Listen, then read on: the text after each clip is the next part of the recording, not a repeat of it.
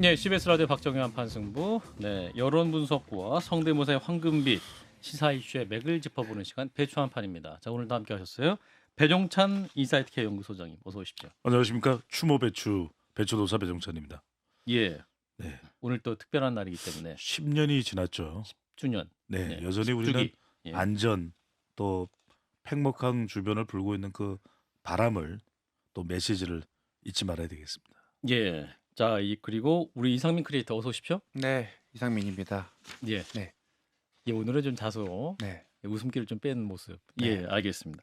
자, 일단 오늘 심경이 복잡하실 2분부터 만나보겠습니다. 국무회의에 또 발언도 있었는데 대통령님 잠깐 나와주실까요?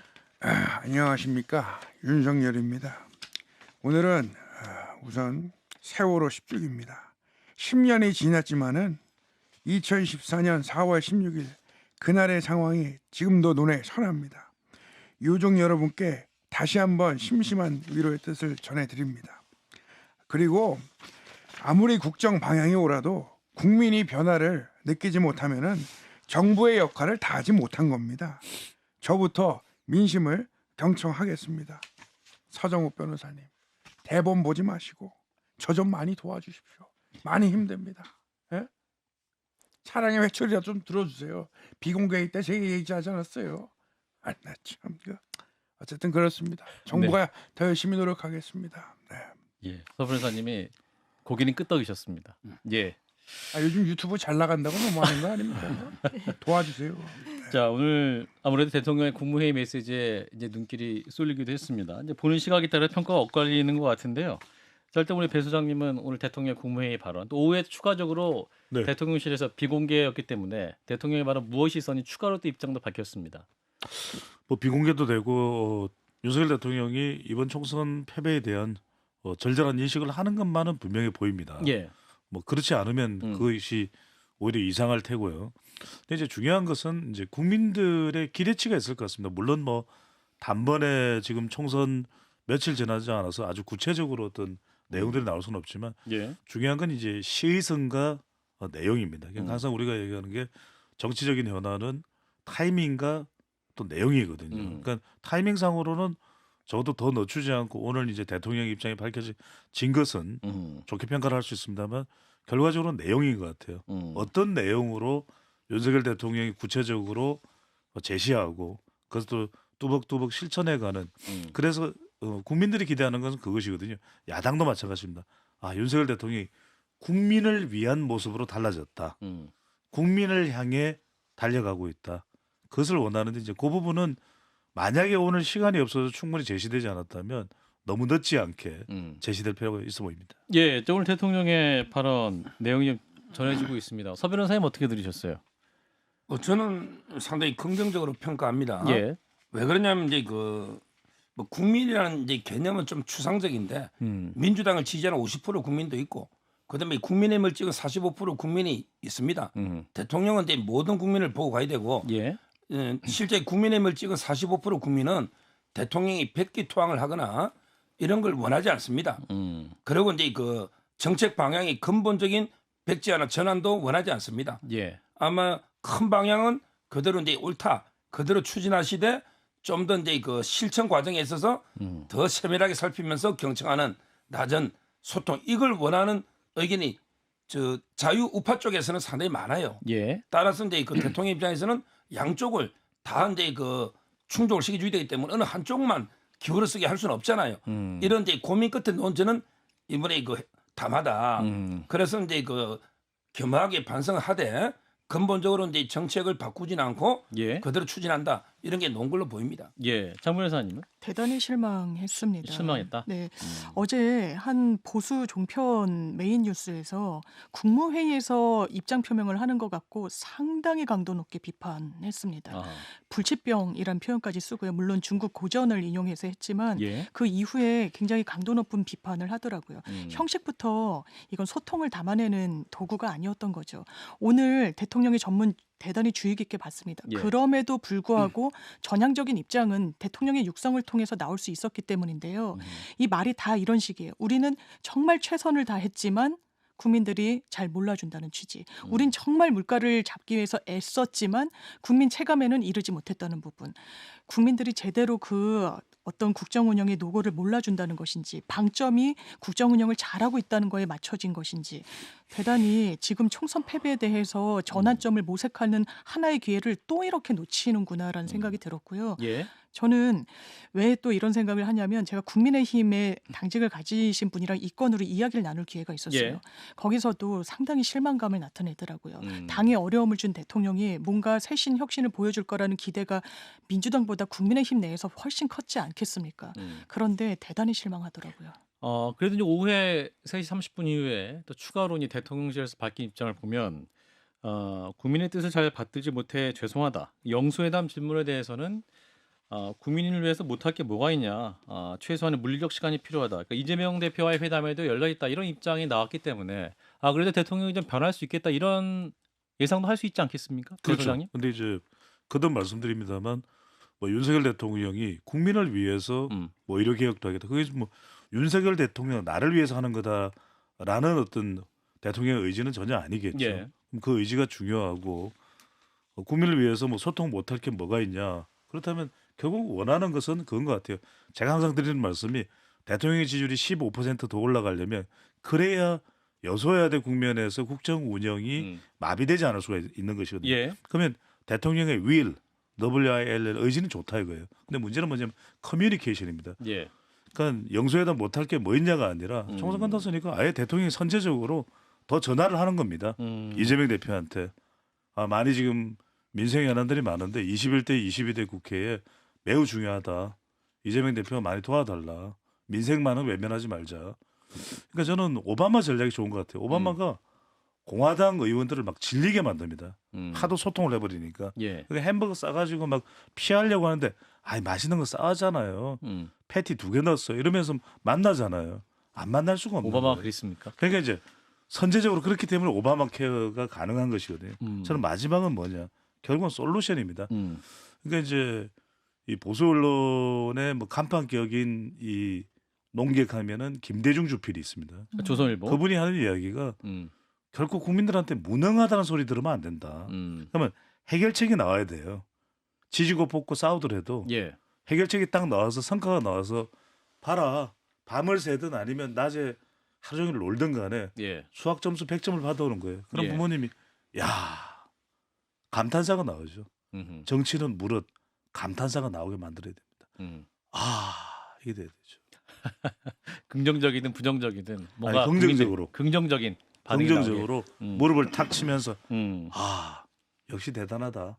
내공이 넘친다. 그래서 이제 대통령이 그 집권 초기에 했던 도어 스태핑 이제 긍정적 반응이 많았었기 때문에 이번에도 이제 국민의 내부에서는 부활시켜야 된다. 그래서 좀 더 소통의 폭을 넓히고 국민들에게 직접 말씀하는 기회를 넓혀야 된다 이런 얘기가 나옵니다만 어떻게 판단하십니까? 또 그게 후반부로 갈수록 또 부정적 기류도 있었기 때문에 중단했지 않습니까? 그렇죠. 이걸 아마 제가 칼럼 쓴 것만 한 10개 정도 될 것 같은데. 칼럼도 많이 쓰셨습니다. 예. 윤석열 대통령이 2022년 5월 달에 취임을 해서 이제 도어 스태핑 들어갔죠. 그래서 아침에 나오면 저는 우리 이상민 크리에이터인 줄 알아서 뭐 질문하세요. 막 이러면서 이제 그렇게 해서 도어 스태핑을 했는데 예. 그게 한 7월 중순까지 좋더라고요. 빅데이터로 분석을 해보니까. 근데 긍정 감성이 7월 많았다. 7월 중순부터 확 꺾입니다. 왜냐하면은 이 형식보다는 도어 스태핑이 됐든 뭐 도어 슬라이딩이 됐든 간에 중요한 거는 이제 내용이거든요. 그러면 이제 윤석열 대통령한테 우리가 듣고 싶은 이야기는 대통령의 이 정책과 관련된 구체적인 설명 그리고 또 이제 도어 스태핑을 그러면 아예 정쟁화되는 질문은 조금 배제할 필요가 있었을 것 같아요. 그러면 그건 나중에 좀 다시 질문해 달라. 그럼 정책적으로 궁금한 게 되게 많잖아요. 그래서 저는 왜 그렇게 못했을까 하는 거는 잘 납득이 안 가는 부분입니다. 그러니까 형식보다는 내용이 중요한데 그랬더라면 훨씬 더 이걸 효율적으로 살릴 수 있을 텐데 만약에 윤석열 대통령이 다시 한다면 이 부분을 유념해야 될 것 같아요. 자칫 막 정치적 질문이 오고 가면 날고기는 재주가 있는 대통령 아니라 대통령 뭐 100배 1000배 능수능란한 사람도 이걸 못 견딜 거예요. 그래서 분명하게 정책 관련해서 뭐 15분이든 20분이든 그냥 또 앞에 서 있으면 얼마나 다리도 아프고 힘들어요. 그러니까 저는 그러니까 이런 게 중요한 게 아니에요. 그러니까 이제 뭐 편안하게 앉아서는 대통령이 그냥 다 여러 명의 기자들도 앉으면 되잖아요. 편안하게 질문하십시오. A 기자, 우리 장윤미 기자, 우리 서정욱 기자, 이상욱 기자. 예. 이렇게 하면 좋을 것 같아요. 서 변호사님 도어스태핑에 대해서 또 긍정적이시죠? 예, 긍정적이고요. 예. 저는 기본적으로 이제 그 어떤 형식이든 그다음에 내용이 불문하고요. 기자들과 많은 소통을 하는 게 필요하다 봐요. 뭐 예를 들어 도스태핑이든 예. 정식 기자에게든 예. 아니면 이제 1대1 대담이든 예. 아니면 이제 김치찌개 소주 해동이든 어떤 형식을 불문하고 자주 접촉하고 그다음에 내용 걱정할 필요 없습니다. 대통령 원래 소통 잘하고 다 내용에 대해서 워낙 전문가들이 식견이 뛰어납니다. 예. 어떤 질문해도 괜찮아요. 뭐 김건희에서 파우치를 질문하든 양평을 질문하든 예. 저는 내용 제한 없이 아하. 각본 없이 이제 한번 제대로 해보자 이렇게 제안을 했고 예. 아마 이제 대통령실에서도 그렇게 할 거로 저는 기대하고 있고요. 예. 그다음에 하나 더 아까 그 중요한 게 협치인데요. 그렇지. 그 워딩이 중요합니다. 국회와 긴밀하게 협력하겠다. 이 말은 야당과 협력하는 게 아니에요. 대통령이 지휘는 두 개입니다. 하나는 국가 원수로 지휘고 하나는 이제 행정부의 수반으로서 지휘입니다. 예. 여당의 영수로서의 지휘는 없어요. 대통령은 여당의 영수가 아닙니다. 예. 영수회담은 그냥 행정부 수반으로서 이제 국회와 협치하는 거고 예. 따라서 대통령이 모임할 때는 여당 대표, 야당 대표 같이 해야 되죠.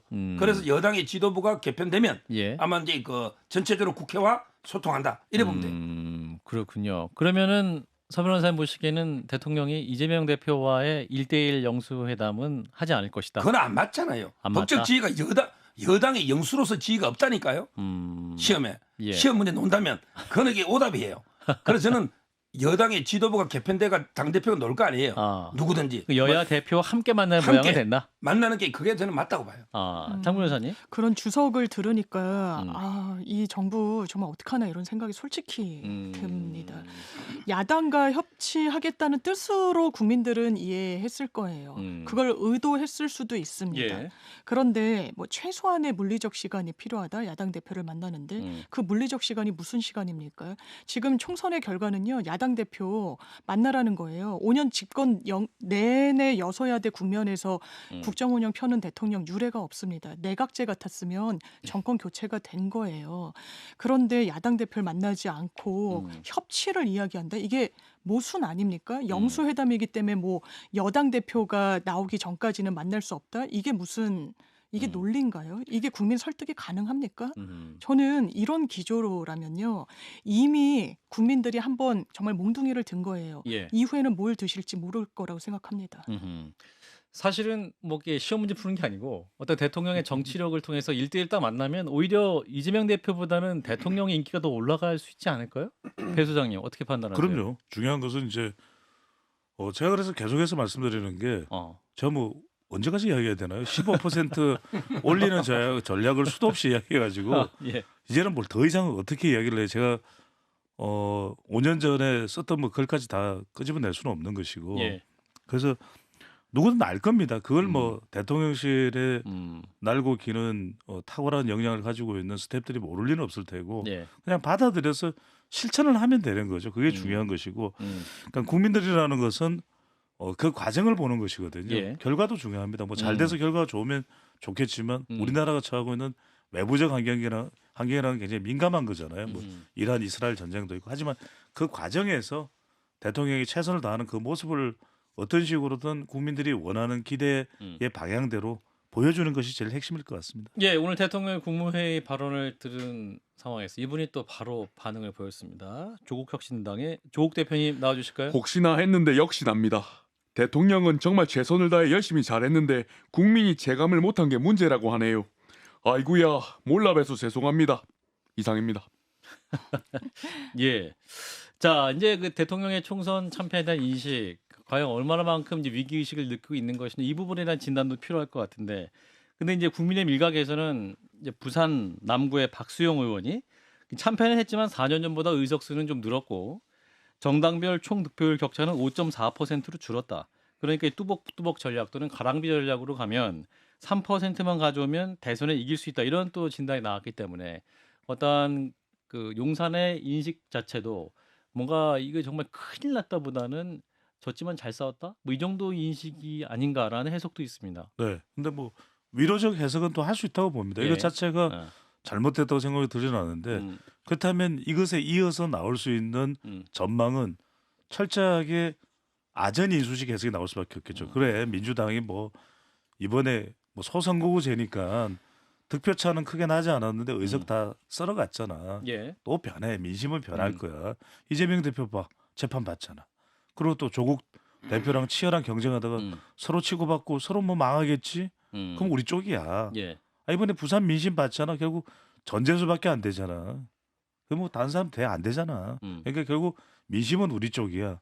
근데 이렇게 해서 모든 일이 만사가 잘 풀리면 모르겠습니다. 이거는 예. 지극히 정치적인 반사이익. 남이 못해서 예. 민주당이 못해서. 근데 발광체에 뭔 전략을 세워야 되죠. 그래서 저는 위로적 해석은 할 수도 하지만 철저한 분석을 먼저 해야 된다. 패배다 원인. 팩스를 쓰든지 뭐 누구 전문가에게 용역을 줘도 좋고요. 예. 괜히 제가 네.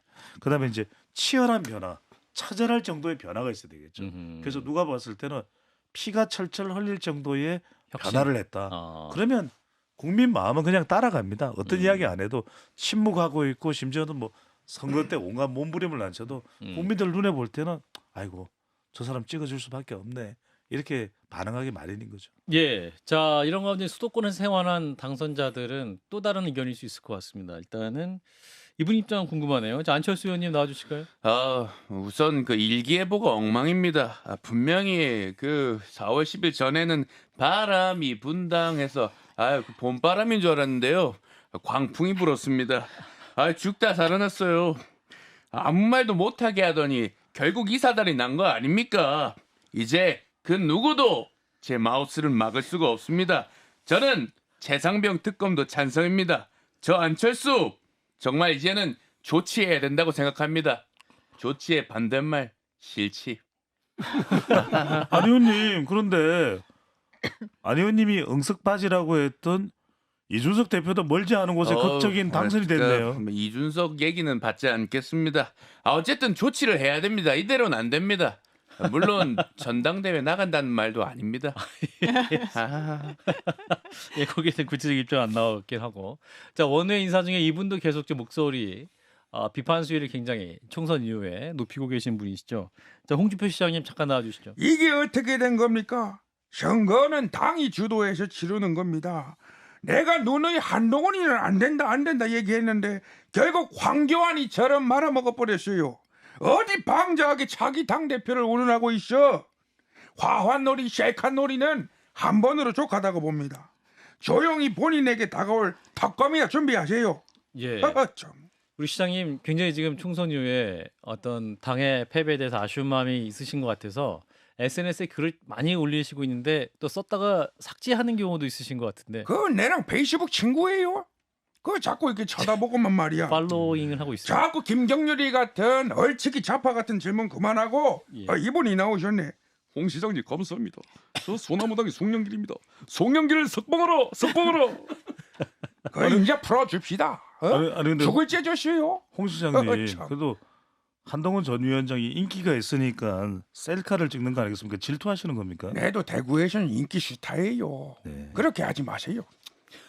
참, 이택수 좋아하시죠? 얼씬거리지도 마라. 그렇게 얘기했어요. 네. 알겠습니다. 자, 일단 총선은 끝났습니다만 총선의 또 주요 장면 중 하나 또 핵심적으로 짚을 것이냐 여론조사였는데 이게 지금 이제 출구조사부터 시작해서 선거 전 여론조사 결과와 실제 또 개표로 나타난 실제 표심과의 차이가 좀 있는 것이 아니냐 이런 네네. 지적이 전문가 사이에 좀 나오고 있는 것 같아요. 그렇습니다. 일단은 출구 조사를 한 회사를 탓할 일은 아닐 것 같고요. 제가 이제 국회의원, 지방선거, 대선을 또 다 출구 조사를 직접 총괄을 해봤기 때문에 그러셨어요? 그만큼 또 어렵습니다. 왜냐하면은 사전 투표를 투표자가 아닌 투표율을 가지고 추정 분석한다는 것은 매우 어려운 일이고요. 그렇기 때문에 뭐 18개가 지역구가 이제 출구 조사와 개표 결과가 달랐다고 그러는데 그만큼 저는 이제 사전 투표를 해석하는 데 있어서 많은 애로를 겪지 않았을까. 중간 정도 한 우리 청취자분들의 이해를 돕기 위해서 이걸 이제 보정하는 방법이 한 3개 정도의 구간이 있습니다. 그러니까 예. 그냥 나온 그대로 아니면 조금 더 어느 쪽을 더 높게 또는 어느 쪽을 더 낮게 그러니까 좀 한쪽으로 이제 또 가중을 주는 경우가 있고 있는 그대로를 하는데 이번에는 이제 사전투표 비율이 워낙 높다 보니까 민주당이 좀 강세 아니겠느냐 이렇게 접전 지역에서 그렇게 또 보정을 했던 것 같아요. 또 하나는 이제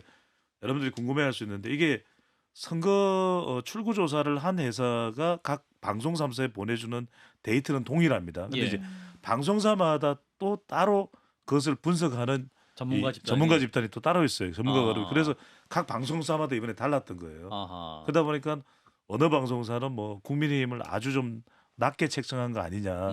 실제보다는 더 좀 조금 비율을 좀 낮게 그렇게 했던 거 아니냐라는 지적을 받기도 하는데 그것도 어떤 내부의 기준들이 있기 때문에 그것을 뭐 특정 정치적 의도를 가지고 했다고 보기는 힘든데 이제 과제는 이거죠. 사전 투표가 앞으로 그러면 비중이 더 많을 텐데 예.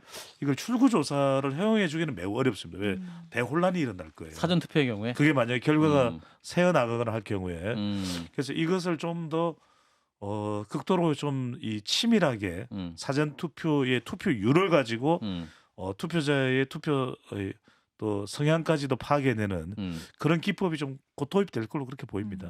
사전 투표하는 날과 본 투표 날 차이를 쫙 좁히면 안 됩니까? 날짜를 좁힌다는 말씀이신 그러니까 거죠? 4월 11일 날 투표하면 4월 8일, 9일을 사전 투표로 하는 거죠. 그럴 거면 뭐 왜 사전 투표를 합니까? 아니 사실상 투표율이 네. 3일이니까 네, 3일인 셈이니까 뭐 그런 식의 아이디어도 있을 수 네, 있다는 말씀드리죠. 중앙선거관리위원회에 물어보시죠. 예, 알겠습니다. 예, 케미가 안 맞네. 자, 특정 여론조사 업체가 자, 진보든 보수든 정파성을 띠고 있다. 그래서 이제 선입견을 가져서 여론조사 오차 경향이 더 심화되는 게 아니냐, 뭐 이런 지적도 있는데 우리 서정엽 변호사님도 보수층의 경우는 특정 여론조사 답 안 하는 경우도 있다 이런 말씀도 하셨죠. 지금 저는 선거에서 두 개는 꼭 없애야 된다 봐요. 두 개요? 첫째는 이제 사전 투표하고 두 번째가 출구 조사입니다. 아하. 아니 사전 투표가 이렇게 절반 가까이 되는 이런 나라 혹시 아십니까? 제가 뭐 모르는 제가 과문하니까 정치 전문가는 아니니까 모르겠는데 예. 제가 아는 상식에서는 말이 안 된다 봐요. 우리 법에는 13일간의 운동 기간을 보장하고 있거든요. 그렇죠. 그런데 7일 만에 투표 끝내버리면요. 신인들의 인지도가 하루가 다르게 올라가잖아요. 그렇죠. 이거는 현역들의 기득권이에요. 예. 제가 보기는 예. 이렇게 사전 투표를 절반 가까이 하는 나라가 있을까? 이거는 도저히 저는 이해가 안 되고 그다음에 그 사전 투표는 저는 없애거나 아니면 진짜 선거 종사자들이나 예. 불가피한 게 입증될 때 이때 제한적으로 해야 된다는 거고요. 두 번째 출구조사도 그래요. 제가 우리나라만큼 신속하게 개표하는 나라 못 봤어요. 어떤 나라는 이게 개표하는데 막 1박 오래 걸리죠. 예. 근데 우리나라는 한두 시간 지나면 이게 쏙쏙 개표가 자정되면 다 알아요. 예. 근데 출구조사 혼란만 오지 그게 한두 시간 빨리 하는 게 그렇게 중요합니까? 알 권리야? 평소에 우리가 국민의 알 권리를 그렇게 중시했습니까? 한두 시간? 방송사가 입장에서 하는 것 같아요. 방송사가 70억 쓰면 이게 광고 수입하면 70억 더 버는지 아니면 이게 여론조사도 묵고 살아야 되니까 그런지는 모르겠는데 제 말은 곧 틀어날 조사를 미리 출구조사에서 하는 게 엄청나게 혼란이 올 수 있어요. 특히 대선 다 맞췄거든요. 예. 근데 대선에서 만약에 출구조사하고요. 개표가 틀려보면 또 부정선거 이야기 나옵니다. 그럴 거 아니에요. 예. 실제 저는 이게 왜 필요한지 한두 시간 먼저 하는 게 그게 또 정확하게 아는 것도 아니잖아요. 그렇잖아요. 알 권리도 아니잖아요. 이거 도저히 저는 납득이 안 돼. 이거 출구조사와 사전투표를 하지 말자. 정 변호사님. 일단 사전투표는 투표율을 올리기 위한 측면인 거죠. 그래서 그렇죠. 이제는 사실 본투표 3일이다라고 이야기가 나오고 많은 국민들한테 익숙해진 제도가 돼버렸는데 저는 아마 이렇게 말씀하시는 기저에는 투표율이 낮으면 한 50%대면 국민의힘의 승리 가능성이 상당히 높아지는 추세는 있었죠. 그리고 저희가 편하게 이야기하는 자리에서는 지방선거는 투표율이 낮으니까 우리가 한번 해볼 만하다. 국민의힘 분들이 이렇게 말씀하시기도 해서 사전투표에 대해서 지금은 좀 덜하지만 그렇게 지도부까지도 엄청난 저항감을 보이고 이랬던 게 아닌가. 근데 국민의 여론과는 상당히 상치된다고 배치된다고 저는 생각합니다. 그리고 뭐 출구조사와 관련해서도 이 부분이 무용론까지 갈 사안인지는 좀 모르겠어요. 국민들이 상당히 기대하고 계시고요. 그러니까 돈, 시간, 비용을 들여가지고 각 3사도 하고 이러는 건데 그리고 다른 방송국 같은 경우에는 전체를 못하면 최소한 격전지라도 이 유권자분들한테 먼저 보여드리는 것 자체에 좀 반대하기는 어려울 것 같습니다. 그러니까 출구조사는 짧게 말씀드리면 그건 뭐 방송사가 허용하는 법 내에서의 선택인 것이고요. 또 출구조사가 단순히 어느 후보가 앞서느냐 또는 뒤지느냐가 아니라 그 속에서 연구할 내용들이 참 많습니다. 그래서 방송협회에서 또 목동에 위치하고 있죠. 방송협회에서 다양한 연구를 통해서 그걸 또 공유하고 있기 때문에 그런 또 우리가 얻는 이득도 좀 생각해야 될 것 같습니다. 예, 이분 목소리 듣고 마무리하겠습니다. 자, 김종인 전 비대위원장 나와주실까요? 아유, 내가 입이 아프다고 봐요. 예. 왜 입이 아프냐? 내가 분명히 이긴다고 입이 아프도록 말을 했잖아. 이준석이가 이긴다고. 예. 내가 2006년 꼴찌 그 성북을에 그 12% 지지율 나왔던 꼴찌 조순영 씨를 갖다가 2주 만에 그 빅토리하게 만들 적이 있다고 봐요. 예. 그렇기 때문에 저게 이준석을 갖다가 소위 정치 지도자로서 한번 만들고 싶기 때문에 예. 그 한국에서도 나는 그 불란서와 같은 저기 마크롱 같은 그 사람이 나올 수 있다고 봐요. 나는 그 멘토로서 저 이준석의 그 당선은 그 대한민국 정치의 변곡점이 될 수 있다 그렇게 봐요. 근데 예. 위원장님은 마크롱보다는 마카롱을 좋아하시지 않습니까? 막 나는 그 MBTI가 ESTJ라고 봐요. 알겠습니다. 예, 일단 윤석 대표의 당선을 매우 기뻐하시는 걸로 듣겠습니다. 자, 오늘도 함께해 주신 배종찬 소장님, 이상민 크리에이터 두 분 고맙습니다. 감사합니다. 고맙습니다.